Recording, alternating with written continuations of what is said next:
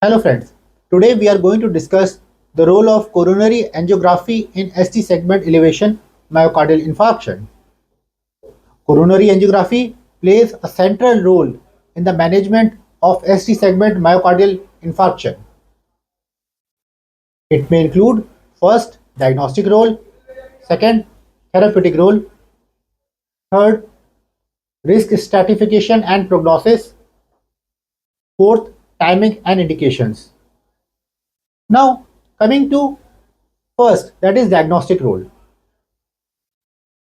Angiography helps to detect the exact location and severity of coronary artery occlusion that is responsible for ST segment elevation myocardial infarction.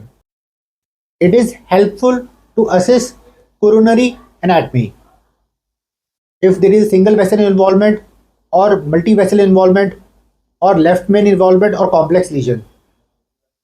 Coronary angiography also helps to guide planning treatment.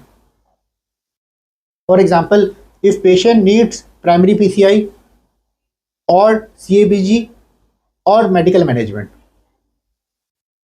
Now, the lesion on coronary angiography can be classified into three types: type A, type B and type C.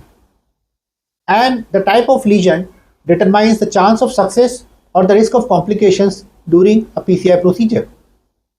So according to ACC AHA classification, there are three types of lesion. Now coming to type A lesion first. So type A lesion is a discrete lesion which is less than 10 mm in length. The disease tends to be smooth in a non-angulated segment with little or no calcification, and the lesion is usually easily accessible. Now coming to type B lesion. Type B lesion is between 10 to 20 millimeter in length, moderately angulated and with moderate calcification or thrombus with moderate tortuosity. It may involve ostial disease with major branches requiring two guide wire. Now coming to type 3 lesion. Type 3 lesion is more than 2 cm in length, long diffuse lesion, very tortuous. Chronic total occlusion are included in this category. Now coming to second role, that is therapeutic role. Primary PCI. Primary PCI remains the gold standard treatment for coronary revascularization. Primary PCI, which is done after coronary angiography, can restore effective blood flow to the heart muscle. Once blocked arteries identify during coronary angiography, then stenting can be done in the same setting. Now, third, risk stratification and prognosis. The extent of coronary artery involvement in a coronary angiography predicts prognosis. If there is multi-vessel involvement and left ventricular dysfunction, then it suggests poor prognosis and patient require aggressive management. Now coming to fourth, that is timing and indications. So first, emergency PCI and angiography.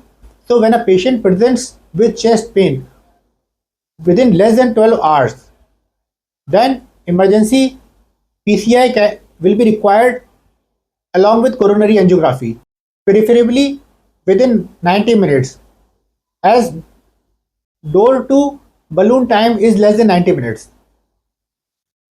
Now the second entity, which is called as rescue PCI. Once a thrombolysis is failed and patient has persistent ST segment elevation and chest pain, then rescue PCI may be required. Third, early invasive approach. So in patients who present with late presentation, that is after 12 hours of onset of chest pain, then early invasive approach may be required, which may include PCI along with coronary angiography. Now coming to the role of chest X-ray in a patient with ST segment elevation myocardial infarction. Chest X-ray is not diagnostic but it will give information regarding pulmonary edema. So there are certain signs.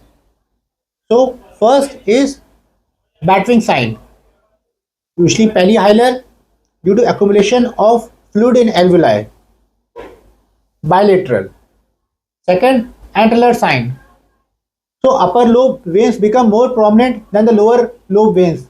It is due to pulmonary venous congestion. Third, curly B lines. These are flat horizontal lines at the lung basis due to interstitial fluid accumulation.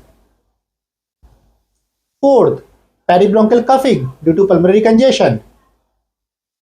Fifth, pleural effusion, which is manifested by blunting of costophrenic angle.